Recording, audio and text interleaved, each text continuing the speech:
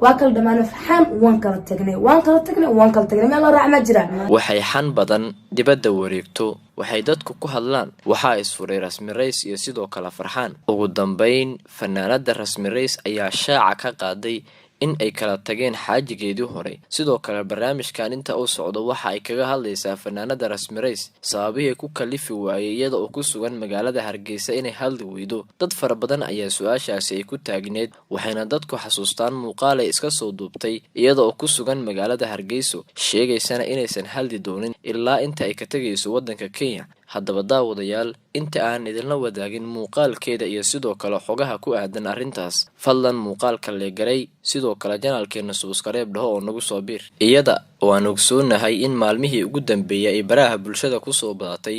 furiinka lamaanayaasha caanka ah ayaa iminka markan waxaa si toos ah u soo shaabaxay furiinka Farxaan Yare iyo sidoo kale Rasmi Reis arrintan oo markii hore suuqa ugu jirtay si xan ah dadkuna malo oo kaliya ay hayeen ayaa fanaanada Rasmi Reis ay si rasmi arrintaas u cadeyday iyada oo muuqaal ay iska soo duubtay ku sheegtay in ay kala tageen xaajigeedii horeete haddaba daawadayaal inta aanan kilibkaas kula wadaagin waxaad marka hore ila daawataan fanaanada Rasmi Reis oo ka jawaabaysa sababtii ay u hadli weysay intii ay ku sugnayd magaalada Hargeysa oo ay dad fara badan siyaabo kala duwan u fasirteen haddaba waatan ee ila daawada hadda Hargeysa joogaa inta ay ka maqanahay laakiin Nairobi ma ku laabto qalbi to qalbi markaas wax walba niila soo galnaayaa jawaabaha ay iga sugaysiina markaas aan iga soo jawaabaa ayagoo sax horta dad waxay dhahayeen maxaa Hargeysa in uu xiraa ka baqaysa maxaa uga hadlaadahay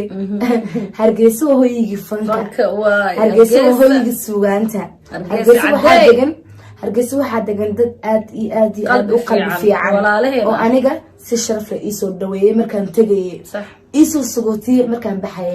waxaan ilaahay dhammaan reer Somaliland meel ba joogtiin we love you jacalahay qalbi to qalbi waxa uga hadli la markaa Hargeysa joogay waxay ahayd anigu waxaan xanuunsanaa sax ma awoodin inaan inta YouTube soo fariisto arrimahaas ka hadlo waa dareemi kartaan waxyaalo badan oo igu furnaa waana xanuunsanaa talabaad bixitaankeygii iyo waxyaalahaas ayaan maxaa jira ku jiray oo qof safar waa iska dareemi kartaan oo magaaladiis u soo socda magaalo kale ka soo tagay haddana problem ku furnaa inuu haleelin in YouTube soo fariisto haddaba fanaanada ayaa sheegtay inay ku mashquulsaneed arrimaheedan iyo sidoo kale problemkii ku furnaa dhanka kale fanaanada Rasmi Reis ayaa waxa ay markan si rasmi ah u cadeynaysaa in ay kala tageen xaajigeedii hore ee Farxaan Yare arrintan ayayna Rasmi Reis u sheegaysaa si qayaxan oo aan ku jirin wax qarsoodi ah waatan iyadoo ka hadlaysa markan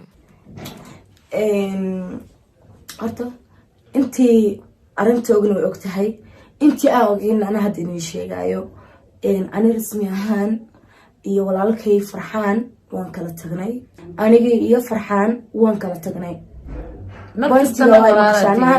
waan kala tagnay wax kasto dhacay hadii xumaan igu sameeyay hadii wanaag igu sameeyo ani waan kala tagnaan leeyahay wiilkaas Farxaan waan kala dhamaanay waan kala tagnay waa walaalkay waa wiil Soomaaliyeed sidoo kale fanaanada Rasmi Reis oo hadalkeeda sii wadata ayaa waxa ay ka hadlaysaa inay daliil u jeedinayso ninkeedii hore waxayna sheegtay in arrinkaasi uu yahay mid aan macquul xaggeeda ka ahayn sidoo kale waxaa jirta kilib laga duubay fanaanada Rasmi Reis xilligii ay wada joogeen xaajigeedii hore ee Farxaan Yare haddaba kilibkaas waxa ay ku sheegaysay in haddii ay lamaanaheeda kala tagaan aysan eedeyn doonin arrintaas ayayna si dhaba uga dhabeeyday waxayna muujisay gobonnimo shakhsiyadeed iyadoona ku tilmaamtay in qof shalay agteeda qaali ka ahaa aysan maanta xumeyn karin sidoo kalena ay wax walba ku ilowday wanaagii hore waa kan ayla daawada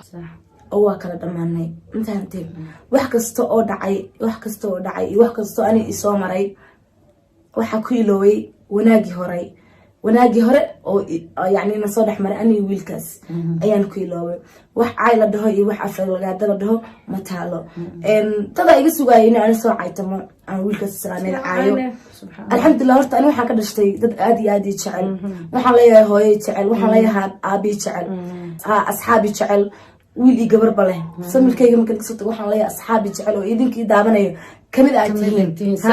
marka ma awoodi qof bidaadan in aan meel inta u soo fariistaayo way liiguma awaabeninba hooyadii markay dhilaysay liiga daadinayay leema barin qof iga weyn qof iga yar binaacayo waxaa la bari qof walbo oo aniga Soomaaliyeed ama qof walbo adi bini'aadan inaan walaal ka dhigto respect gareeyo so xushmadaas liigu soo abaabiyo darteed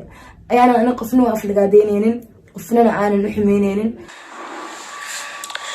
asxaabteyda iga raali noqda waxaan hay telefoon la'aan insha Allah marka telefoon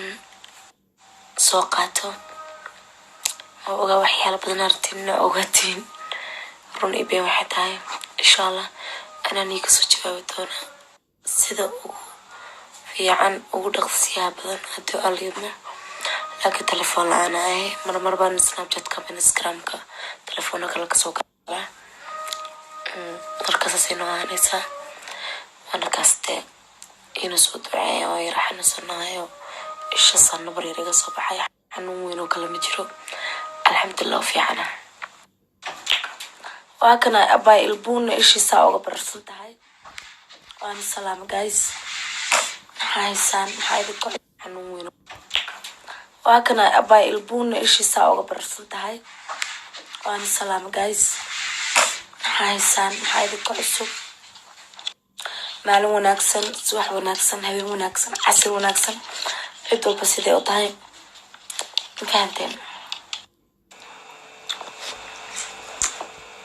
aba ilbuun inteenii soo fadhiya ish fiiribso niyo intaan markooda waa laga hadlaya maleena cayta indhaha marka lasku qabta ilbuun ogaana waxaa rabnaa halkan uga mahad celiyo dhammaan gabdhaha walaalaheeya booska familkayga ii buuxiyey oo hargeysa igu soo dhaweeyey iguna sagootiyey walaashay Muno Mumtaaz حمد in the building الفنانة حمد ددال مان إذا ما أصحاب صور عذاب فملكي ولا شيء منه وني ما هذقلنا يا حفظ باي ذا حقيقة بتين ويديكم هذقلنا يا haddaba daawadayaal waxaan rajeynayaa inaad daawateen muuqaalkan runtii waa su'aal isweydiin badan maxay u soo bateen furiinka dadka caanka ah ma bilowga hore ayaa lagu heshiiyaa go'aan fudud waa su'aalka jawaabideeda u taalo qof kasta oo Soomaali ah haddaba daawadayaal waxaan kula talinaynaa lamaanayaasha cusub ee isbaran doona in aysan xiriirkooda ku baahin baraha bulshada maxaa yeelay hadiiba aad biri kala tagi doontaan oo dadkii aad wanaagga iyo jacaylka u soo bandhigi jirteen haddana hortooda aad isku furi doontaan waa laga qurux badan yahay waana inaad marka hore noloshiina aad ka dhigataan nolol qaas ah ama barayfad ah haddii ay tahay booqashadaadii ugu horreeyay ee channelkeena fadlan ha ilaabin inaad subscribe saarato si ayna kuu dhaafin muuqaalada iyo warbixinada halkan aan soo gelino mahadsanidin